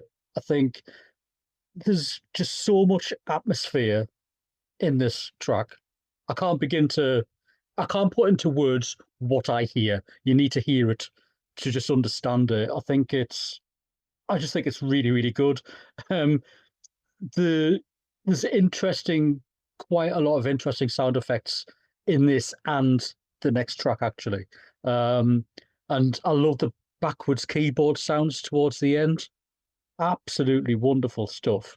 I'm going to read you out something that Roger O'Donnell, the keyboard player, said of Prayers in Rain and the next track. He said, "One thing that I think about on this album is those terrible sound effects that were put all over. I hated them and fought against them. I hate anything that's too literal, and why would you need to put thunder or rain into songs that convey that? Isn't it too obvious?" Robert had bought a collection of sound effect CDs, which ran on the emulator, and he loved them so much that he put them all over the record. Okay. But anyway, favourite track on the album for me, I think it's absolutely stonking. Okay. Craig, what do you make of it? Do you go back 30 years, John? Do you remember Dream Disciples album In Amber? I do, yeah. I think that was very, very much influenced from the second half of this album. Yeah. Obviously not vocally. Dream Disciples were like not a goth band, but they were a little bit. They were a bit, yeah. Right. They came out the early 90s. They were around for about 10 years and stuff like that. And Fish, he did one album with them. They were signed to Dick Brothers, weren't they? Yeah. Signed to Dick Brothers for an album. And there's a lot of influences on that album I can see from this album. Not vocally, but just musically and thematically and stuff like that. But yeah, I think it's the start of getting quite deep down. I think musically It's interesting, and I like what Mike is saying. The keyboards, almost like backwards styling keyboards, and then it flows into the next track. It's I like it. And, I like me depressing songs, so hey. Yeah. Yeah. It's a bit. Yeah, it's a bit too long for me, and a bit sprawly, and a bit sort of Robert's making it up off the top of his head, talking over the top of it. It's the opposite for me to what it is for Mikey, I think. I think after Fascination Street, directly before it, this is like unfocused, and it does kind of put across the sort of doom and the depression, which is what he's trying to do, but it's just too long. It's just too long. It probably runs out of steam at about 4.5 minutes for me, because we just get more of the same. Do you not That's think part of the oppressive feel of it, though? Yeah, I mean, I think but- that's. I mean, not counter argument, John, because you're obviously entitled to your opinion, wrong though it is. But do you not think part of the whole thing is the album's not? I mean, the length of the song is not the thing where that's what it's about. It's about the slow, long listen. I think that's part of what it's about. It's not. That's fine if it changes bands, but to just have there's almost 4 minutes of the same thing on this. Yeah, I mean, to me, that's its charm, really. I think that's what it's all about. But the 4 minutes of the same thing is fine if it grows, but to just stay the same. Yeah, well, with Smith talking over the top of it. Well, and obviously, clearly we're not thinking exactly alike, John. I get that, but I mean, for me, I sort of do like the way it's the pace of it is what I like about it. I don't want it to run all over the place. I just want it in this world for a long moment, if you like, before it goes into the next world for long. In my mind, you know what I mean? I know we're all different. Yeah, I mean, you've lived with it for a long time, and obviously it means a lot to you. I've played it probably about 6 times in total. This isn't a shaft of light. This is not doing it for me at the minute. It's probably a bit like that Brave album that you like. I'm not quite. No, yeah. Well, very first, I mean, we've said it on the other podcast. We didn't really get brave when we first heard it, did we? But we. Well, I'm still waiting, but that's another story. Really? Dead to me. Who are you? You heathen. Anyway, that's one for another day. More depression. Next track, same deep water as you. So this is definitely my favorite song on the album. I absolutely adore it, and the reason I like it, I think this is the song before Disintegration, the title track. This is the sort of lowest point of the thing, and I think the words are amazing. The sort of storyteller, which is Robert clearly in this story, is sort of talking about a time where it's definitely a relationship breakup, that he just can't reach the expectations or live in the rules or the expectations that his wife or girlfriend or whatever expects. He just can't. He's just in his sort of self-loathing, just can't hit the mark, really. If you listen to got the lyrics up here. Swim in the same deep water as you is hard. I mean, that's sort of song, really. I mean, I love it. I love the fact that it's 9 minutes long. I know you possibly might say this, put the same. I don't know. I can imagine you could say the same thing about this as the previous track, but I just think it's amazing.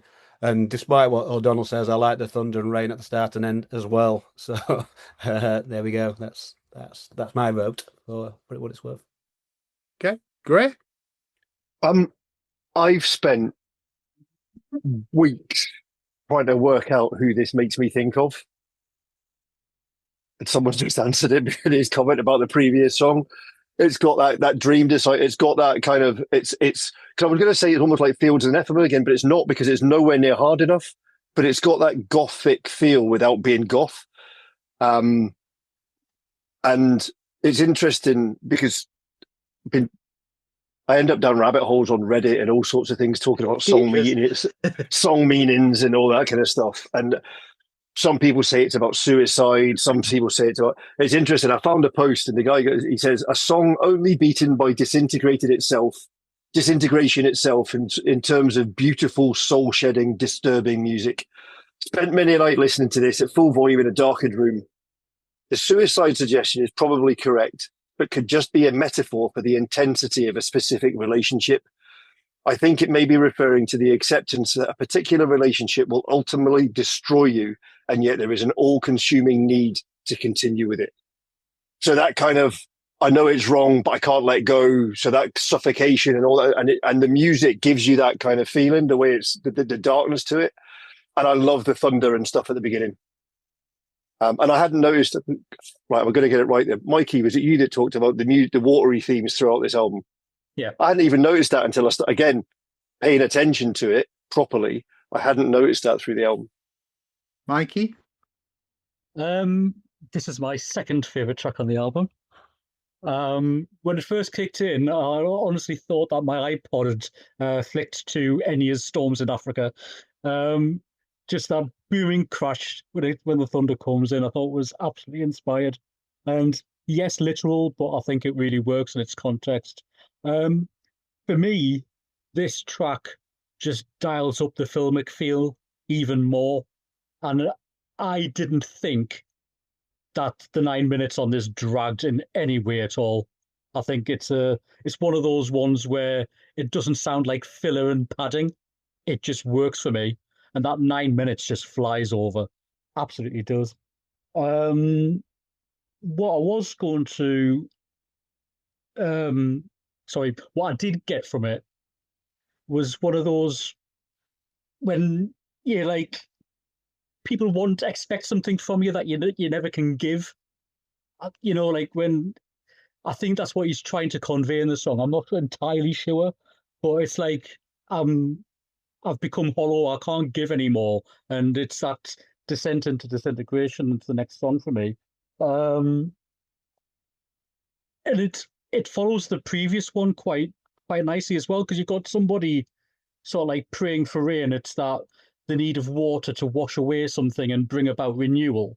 And in this track, they've got so much of the water that they're drowning under it. I just think that just the two things working together and the water themes running throughout this album is so cleverly done. Yeah, top-notch stuff again. Really enjoyed it. Greg? I agree with Mikey that I don't think this 9 minutes actually overstays its welcome. It's atmospheric. It doesn't go as many places as you would necessarily want it to. But, and again, it's got, like I said earlier with one of the earlier tracks, it's got that bit of Duran Duran guitar feel to it. And this doesn't really feel, apart from the vocals, it doesn't really feel like a Cure song. It's more atmospheric, it's more cinematic than that. And yeah, dark as fuck. Great. It is.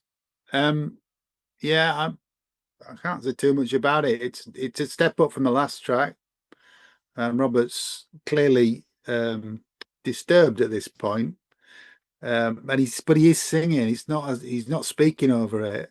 The 9 minutes does feel like 9 minutes, though. I'm sorry to say that. Barnes, the next track, the title track, Disintegration. Right, you're going to love this one, John, I reckon. Am I? Yeah. Is it a party track?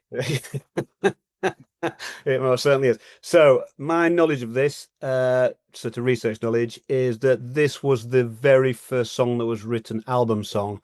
I suspect a couple of the singles might have been written independently.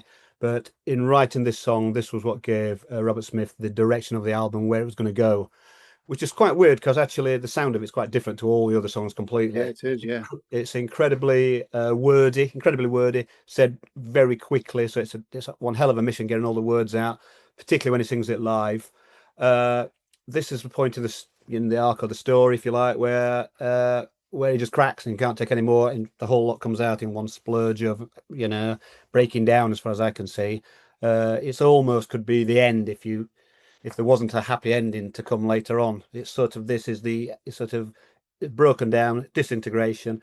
There's amazing lyrics in it. I'm not going to go through all those, but I mean, I think it's an absolute class song. Again, like most of these songs live, it just sounds otherworldly. It's brilliant. And how he gets through all the words and remembers them is like, I mean, I've listened to this since it came out, and I still can't remember the words when I'm singing along to it. So it's quite a feat, I would say. Okay, great. This is one of the dark songs on the album that I actually like, and I think I like it because it's got that driven, because it's got the driven rhythm and all that kind of stuff. Am I right in thinking that on the vinyl, this would have been the last track on the album because Homesick No. wasn't on it. No, there would have been one more on the end, which would have been Homesick at the end, which is the reprieve. This is like the made again, if you like. Okay. But no, so there would have been one more song. There's technically two, really, in our world. Right. Okay. Because to me, it's the payoff. It's the payoff for making it through the stuff that you struggle with, all the struggle that this song makes listening to them. Although it is the end, it is disintegration. It's like actually falling apart. I'm not making it. The way it's done lifts at the end. It's almost as if it's a release because it just actually ends. I don't mean that the album ends. I mean like the downward spiral into the depression and getting old and all that everything that's going wrong. Fuck it, let's just get it over and done with. And to me, that's how, because otherwise it shouldn't be an upbeat song, and it feels like an upbeat song, which is weird. Yeah. I mean, musically upbeat, lyrically downbeat. Yeah. Okay, Mikey. Yeah, another really, really good song for me. And it's another biggie, isn't it? 8 minutes. And again, I don't feel that 8 minutes when I'm listening to it. It is quite a dark song. I'm getting overtones of infidelity going on in the lyrics as well. But I think it's got, like Graham said, it's and Barnes, it's like a spew of lyrics. It's got a tempo pace that's faster than the previous two, and I think it's needed. And I am going to say some of the lyrics because I think it's absolutely brilliant. I leave you with photographs, pictures of trickery, stains on the carpet and stains on the scenery. Songs about happiness murmured in dream when both of us know how the ending would seem. And at the end of it, there's like this mantra spoken part, which is how the end always is, how the end always is. And it's almost like, he can't see a way out of how he's feeling at this point, And I agree. I think there's like a inverted commas made again part of this album, which I think is untitled, because the next track wasn't on the vinyl edition. So in some ways, I actually wish this had ended the album.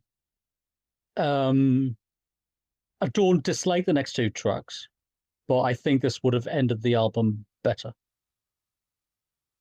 That's my take on it. Okay, Craig.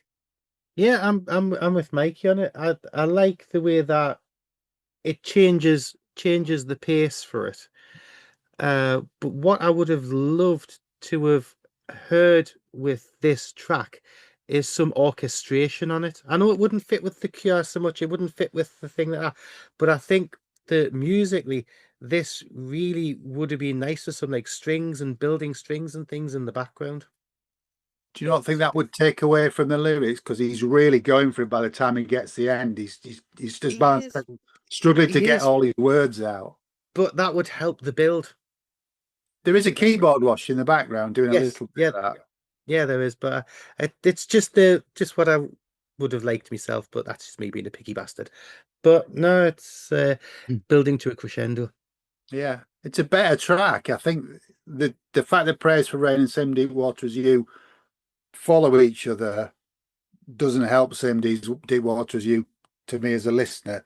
Disintegration has a purpose, and it's the most emotional that Smith has been throughout the album. I think as Barnes said, this is where it's all coming out, and the lyrics they're not wordy in a fish type way, but there's a lot of them.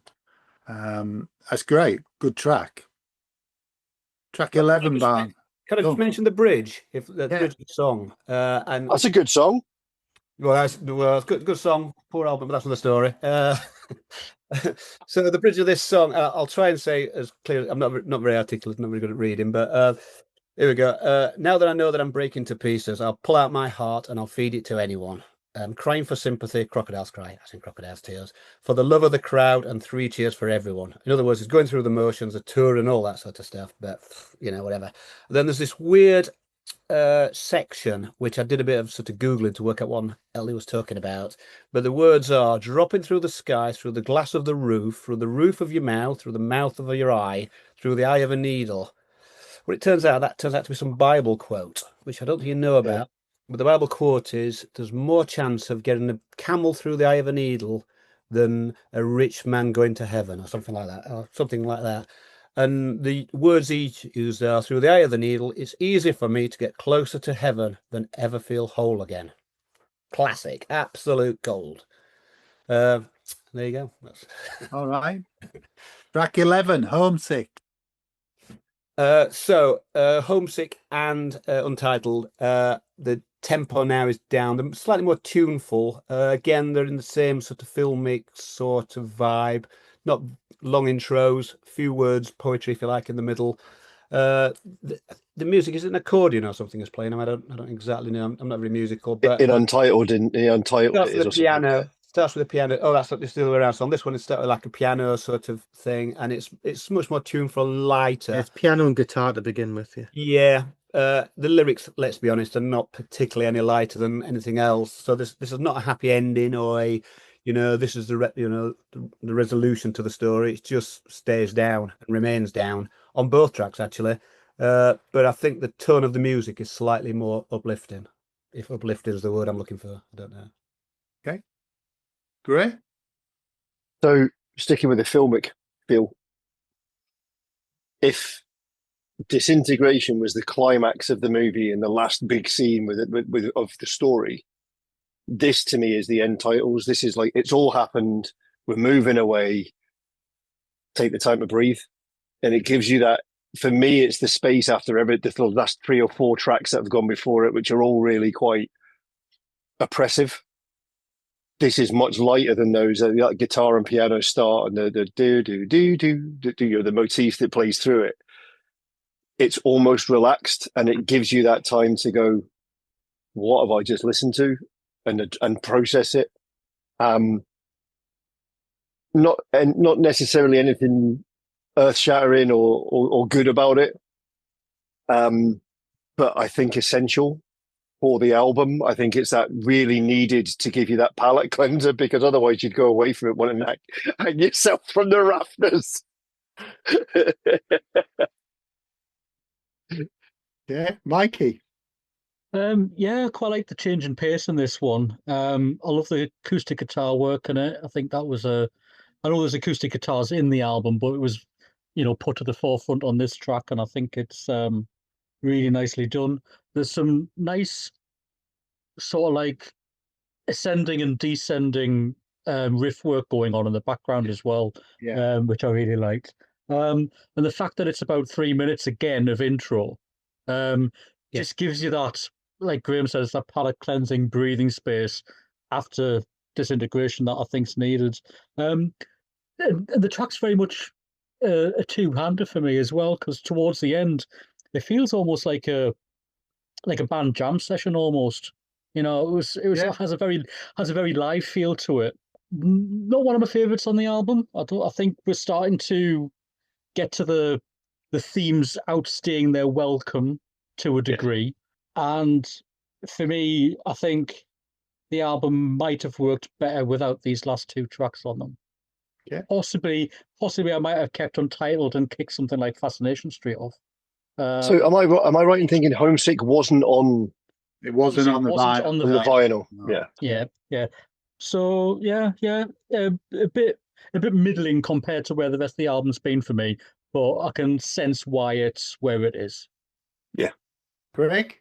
Yeah, on my notes, I have put you've got a bit of breathing space after the crescendo of the end of Disintegration, and I have also put, was this based on a jam that they worked on and through? So I'm with Mikey on that.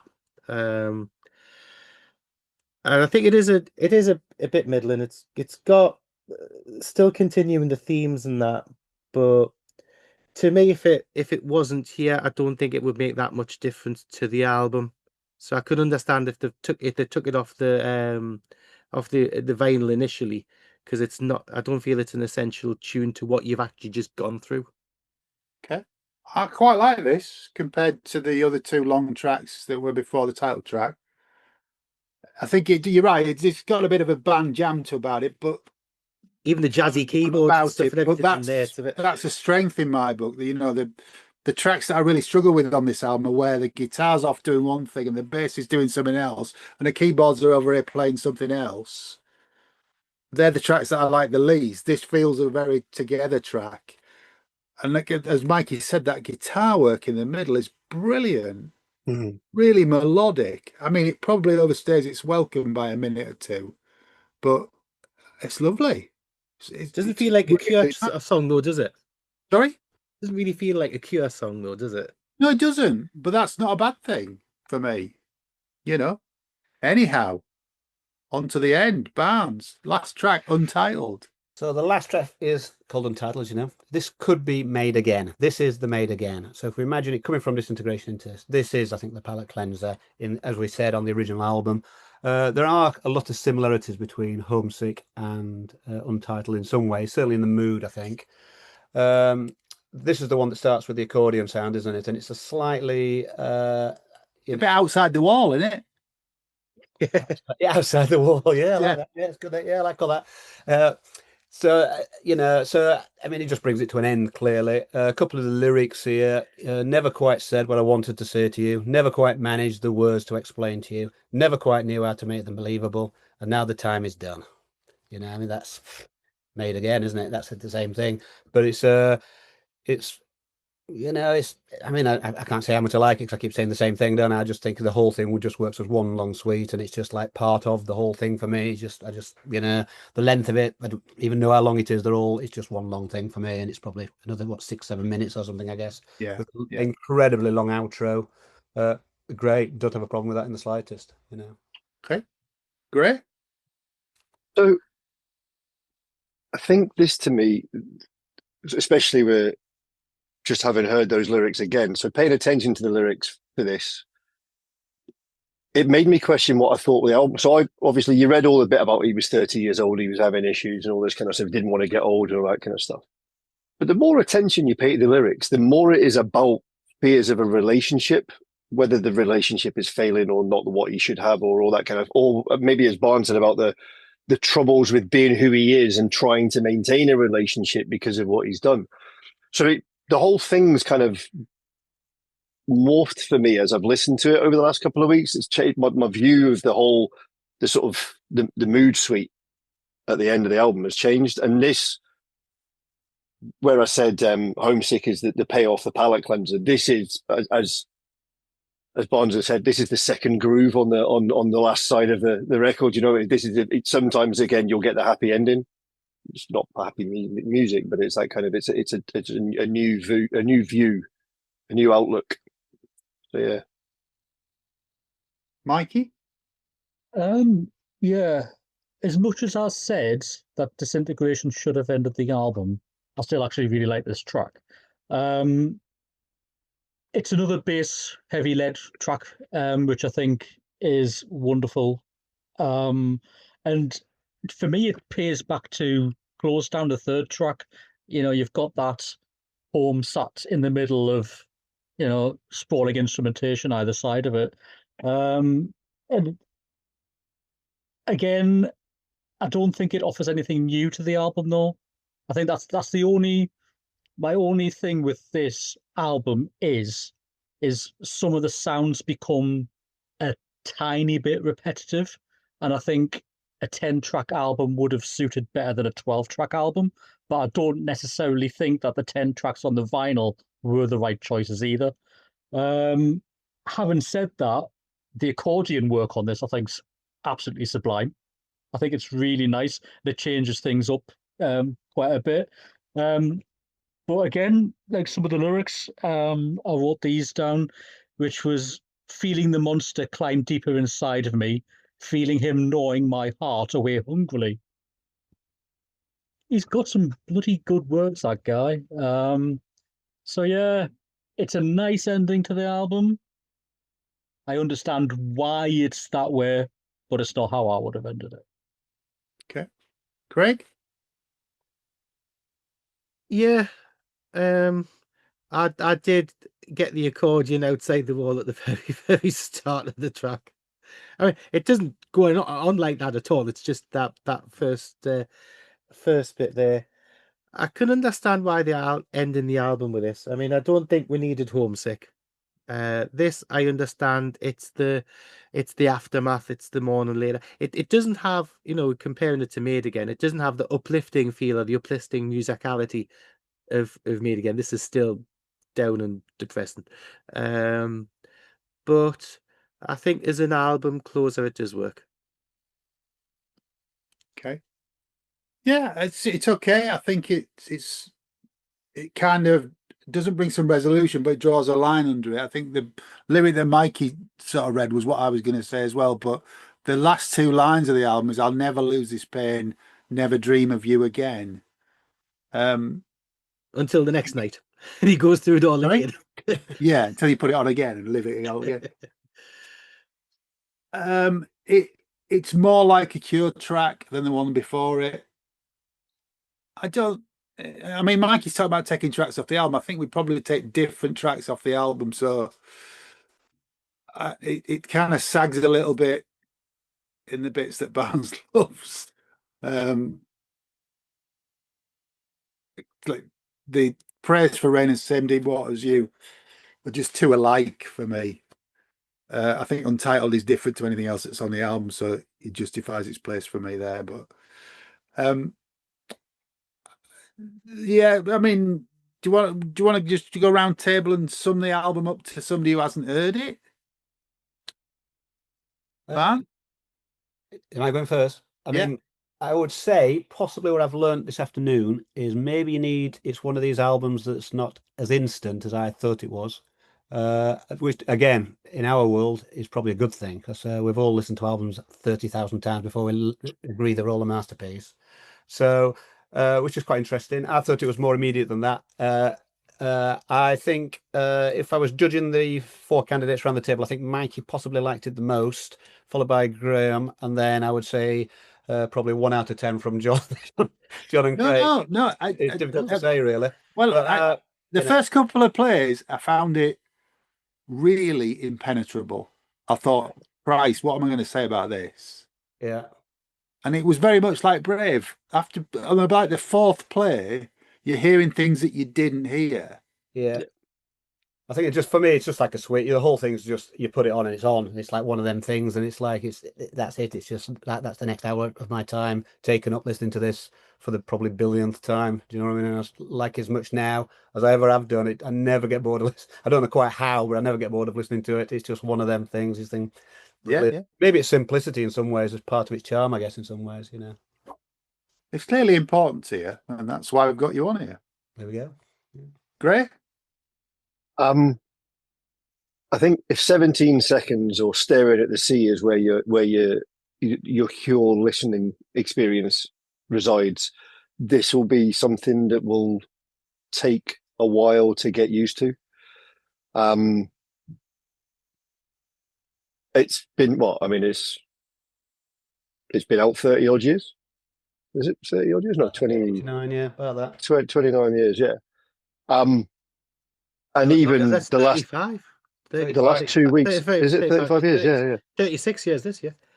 The last 2 weeks I've heard far more in it than I ever paid, but it was because I struggled with it to begin with, because I was a fan of the singles and the lighter stuff that went before it. But it's worth the investment. And I think it's something that we've learned, especially the four of us, over the last few albums that we've looked at. There's always been something in an album. The first time you listen to it, you're like, I mean, take me and the Pep Shop Boys album. I was like, what am I listening to? By the end of it, I was like, listen to those lyrics. So you take different things away. So if you like The Cure, give it a shot. If you like Melancholy, give it a shot. If you like any of the other bands that we've mentioned, give it a shot. It's not an album to be sniffed at. Okay, Mikey. I'm the complete other end of the spectrum, which is I got this from first listen. I was absolutely blown away. Um, but we're coming from a guy who likes listening to Hertz and Marillion's Brave, and it's like I said when you get to the end of the Hertz album, you feel emotionally drained and exhausted, and yes, that's how you feel from Disintegration, but that's not necessarily a bad thing. If I want to get an emotive feeling from an album and I want to feel a bit disheveled by the end of it, then yeah, I'll probably pick up Disintegration again. I was pleasantly surprised. And I went into it going, no, I don't like The Cure. But then I was telling myself off because it's like, well, actually you do quite like The Cure. You only know the singles. Don't poo-poo this before you go into it. And yeah, I can heartily recommend it. You might not get it on your first listen. I'm still picking up new things on replays, but from play one, I loved it. Really enjoyed it. Greg? I've enjoyed it. Yeah, I've enjoyed it. I think similar to John. I found some of it a bit heavy going to begin with, but I found myself as listening and enjoying the more cinematic stuff and the more soundscapey stuff, and in it being not necessarily the singles and the hookier songs that have been my favourites. So I've enjoyed the experience, and I will dig into it again just to get. And I think it's one of those albums that you do need to live with longer to get. Like I said earlier on the pod, he's never been one of my favorite vocalists, and getting over that hurdle for me is the biggest thing. But I think he's the talented guys. Yeah. I mean, certainly from our Facebook group, there's a lot of love for this album. But, it's primarily Marillion fans who kind of in that Facebook group as well. So, and I really do, all joking aside, know what it means to Barnes, which is why we've brought it onto the pod. I can't say that I'm leaving here thinking it's a Stone Cold classic, because it isn't for me.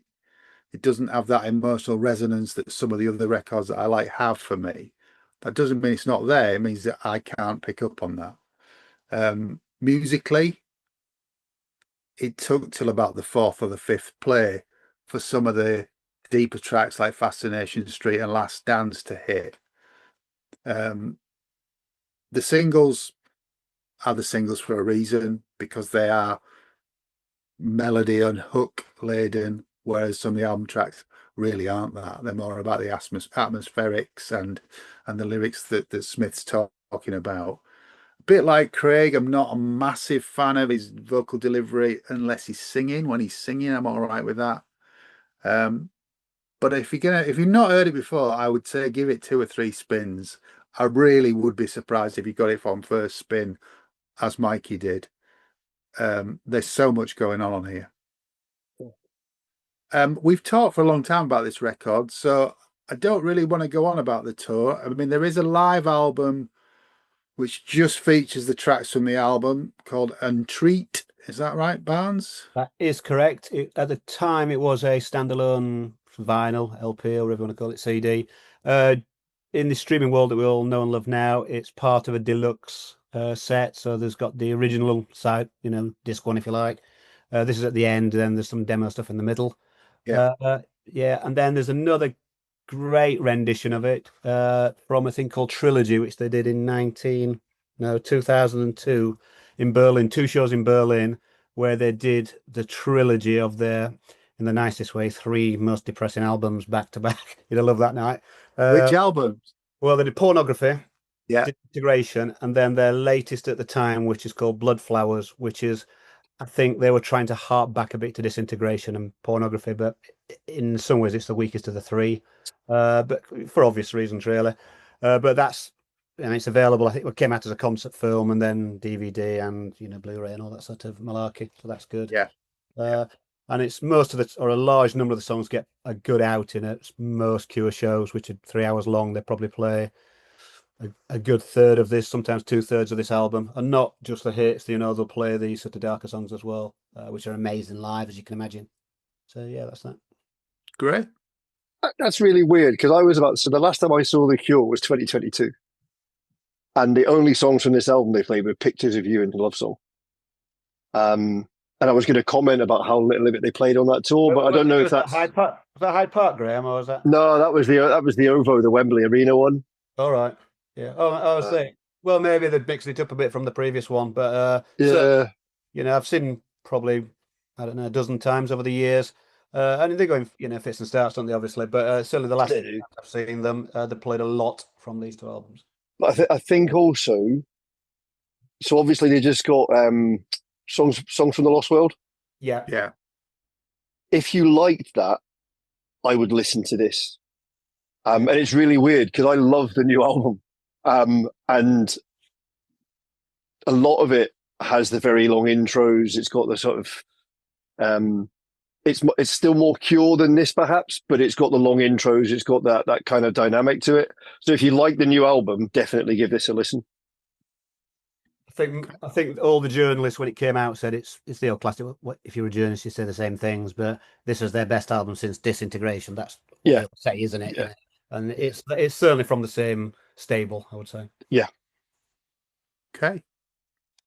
I think that's probably a good place to draw this to a close then, guys, don't you? Yeah. Very good. Thanks for I listening. was just going to mention that the artwork conveys again that theme of water. There was a orchestral maneuvers in the dark album called Junk Culture, which was released in 1984, and that was a photograph of plastic flowers floating on a black background. And obviously this one's very similar in that you've got Robert Smith under the water with the plastic flowers floating on top. And I just thought it was a very effective image to portray what's going on in the album. I think it was top notch. Yeah, it's a great. Anyone who has Apple Music, obviously they have the animated covers now, and it's got the raindrops on the water ripples. Yeah. I think that's a good place to call it a day then, don't you? Very good. I'll say that again. Very good. Wait for Mikey to say something else. Thank you very much to Andrew Barnsley Wood. Thank you very much. Thanks for having me. Thank you. Thank you, mate. Thank you to Graham Tennick. Cheers. It's been a good listen, this one. Good. Thank you, Mikey. Thanks very much again, guys, and thank you, Barnes. Classic album. Thank you very much. Thank you. It's a pleasure. And thank you to Craig. Well, thank you, young sir. Thanks for listening, folks. Let us know what you think of this album in the Facebook group. Planet Marzipan presents Planet Music Podcast, or whatever we call the group. We'll be back in 2 weeks with a different album. It's something more uplifting. Thank you. Well, possibly. Thanks for listening. Take care. And stay alive. Thank you, guys.